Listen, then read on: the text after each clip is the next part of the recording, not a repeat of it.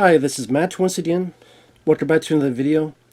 And this is a paid request from Ben. Very nice guy, very good guy on here. Hope you're doing well, Ben.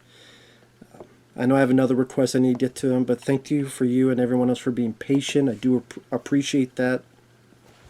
For anyone that wants to request any other type of videos, whether it be a movie review, a re-review, random thoughts, streams, commentaries, video game playthrough for an hour, or full playthrough, whatever the case may be, feel free to send it either directly to my PayPal. Do have a CashApp as well. Links are down below in the info box. I will get to as soon as I possibly can, so thank you for that. And this is for Company Business from 1991, a Gene Hackman film I had never seen before. You never really hear anybody talk about this, and I've talked about Gene Hackman.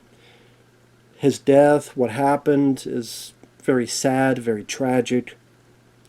Gene Hackman, one of my favorite actors. Uncommon Valor, he starred in that. That's one of my favorite films of all time. And films like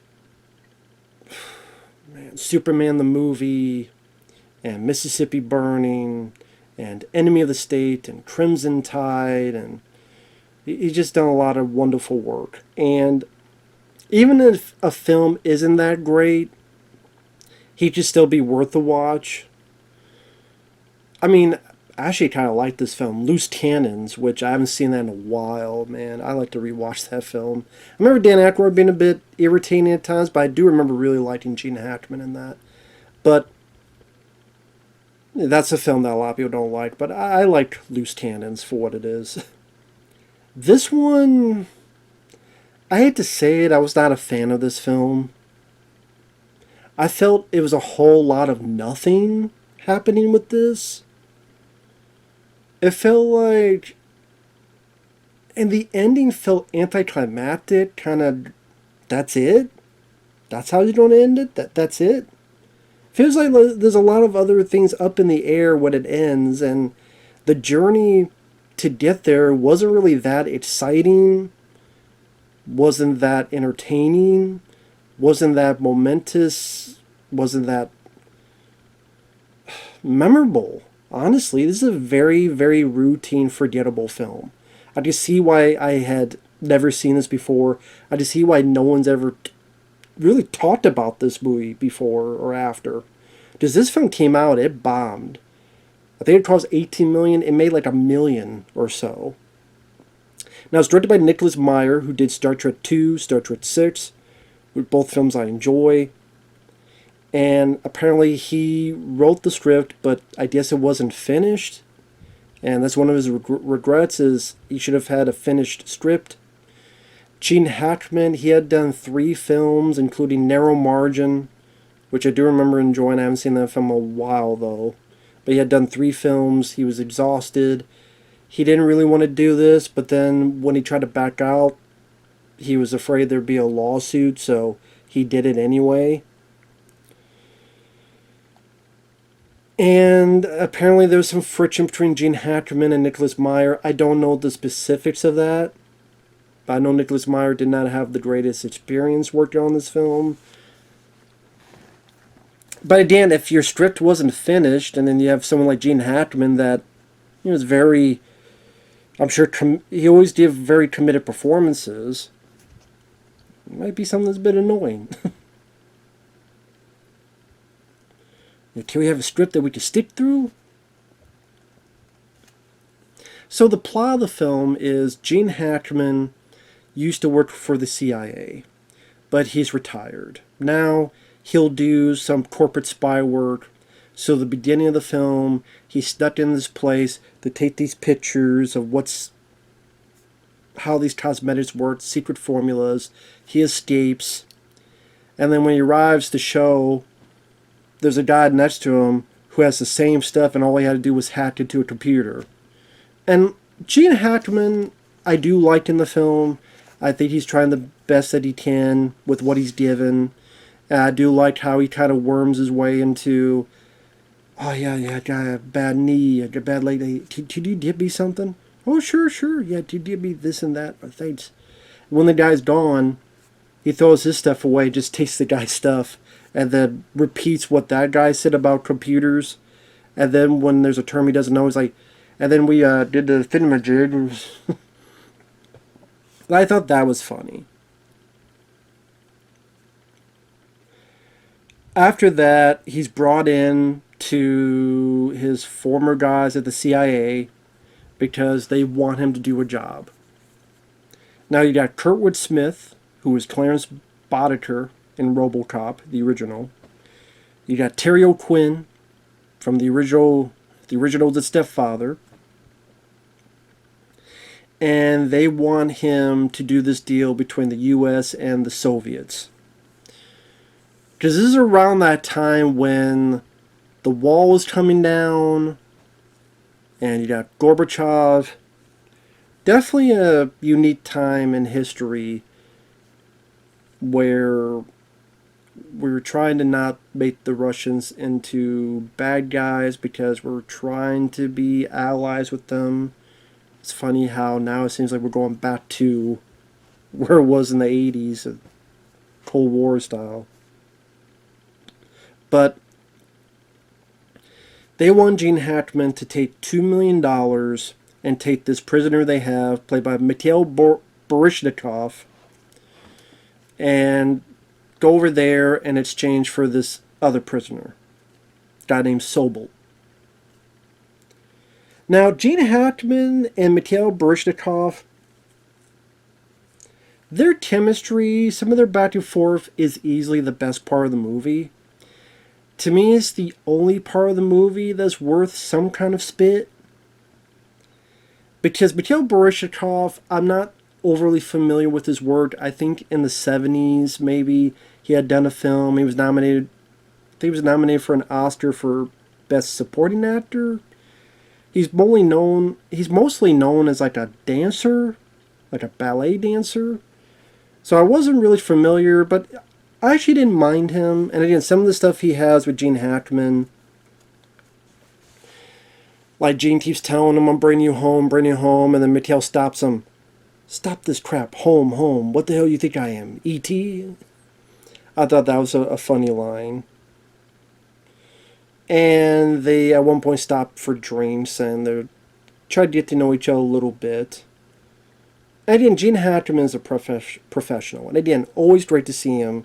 So overall, I'm still glad to have seen this film because it was a Gene Hackman film I had not seen before. And thanks to Ben, it gave me a reason to check this out finally. So again, I may not have been a fan. I would never see the film again. But I'm glad to have seen it once, if that made sense. Plus, it's a paid request, so I appreciate that as well. And during the exchange, Gene notices something's up. Hold up, there's something wrong here. This exchange gets stopped. They get shot at. A little bit of a shootout. They escape on the subway train. And now the CIA and the KGB are after these two characters. And that's kind of the rest of the film. Now, like I said, Gene and Mikhail, their back and forth is decent. I think they have decent chemistry. Gene, talented actor. It's cool to see Kurtwood Smith and Terry O'Quinn. Granted, this is stuff they could play in their sleep. But, like I said, not a whole lot happens. It's not an action film. I mean, what happens after that is spoilers. Gene says, let's go to the safe house. Mikhail's like, no, that's not going to be safe. Gene goes off by himself. Mikhail meets up with him, shoots at the doorbell, and it blows up. So Mikhail was right.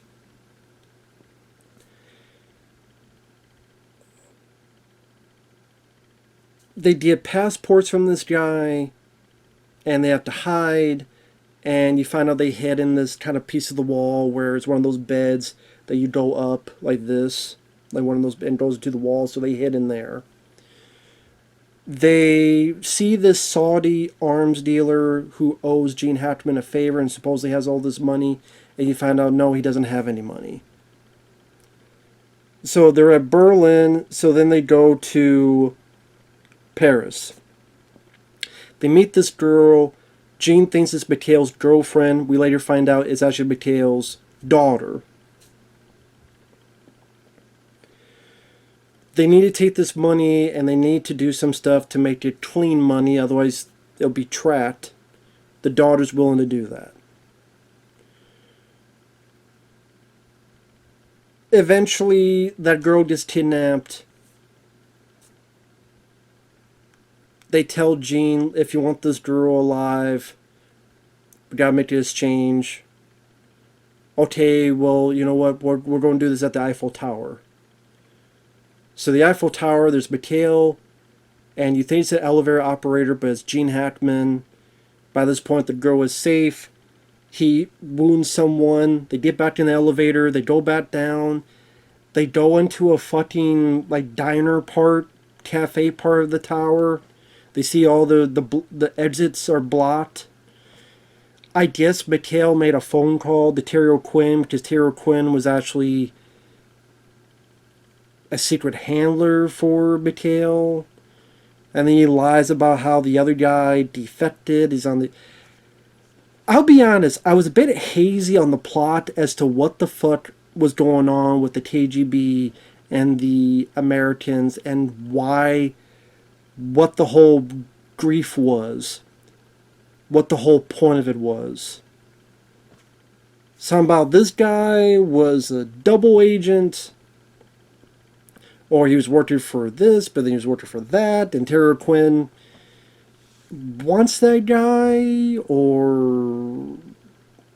But then he's willing to sacrifice these people for it. And the Soviets really want Mikhail, and I still don't 100% understand why they want Mikhail so goddamn badly.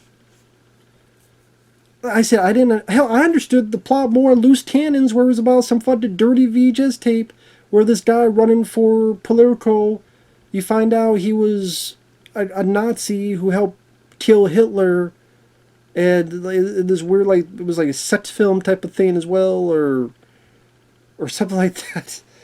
That was like more crazy, more interesting than this. That was a goofy comedy, Loose Cannons. This... I can't honestly tell you what the fuck was going on because it was so like murky. I just didn't understand it. And as I'm trying to understand, I'm like, what's the big deal? Huh? What was the big deal? So I think the plot was very boring. I think it was a bit too murky for my taste. Kermit Smith, Terry Quinn didn't have a whole lot to do. There wasn't a whole lot of action. I didn't really feel any scenes of suspense. The ending, they're at the cafe on Eiffel Tower. They kind of take little glasses, they go freeze frame, and then it's over. And before that, Mikhail goes, I hope Terry will quit. I forget the character's name. Donald, I think he nicknamed him. Like his code name Donald. I hope he checks his messages. So we don't know. We don't know if he does check the message. We don't know if they get arrested. We don't know because the exits are blocked. They're stuck in that Eiffel Tower. Do they get caught?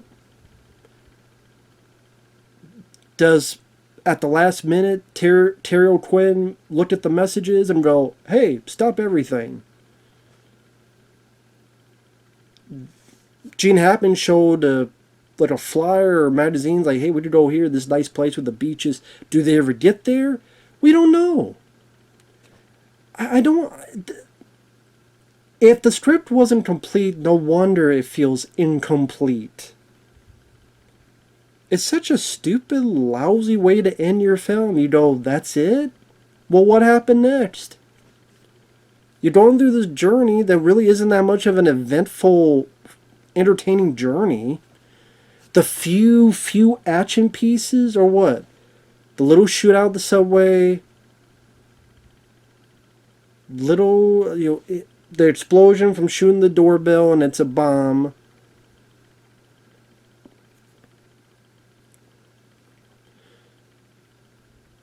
I guess the exchange at the end.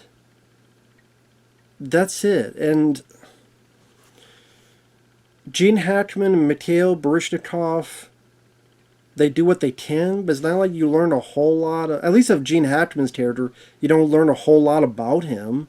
You don't learn a lot about his backstory or his history or anything. This was just a pretty boring, routine, forgettable movie. Like, if I come on here, well, like, oh, come on here, that'd be a different movie called a porno.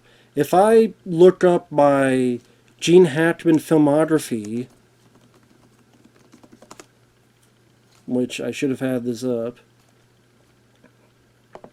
and I look at, the films he did,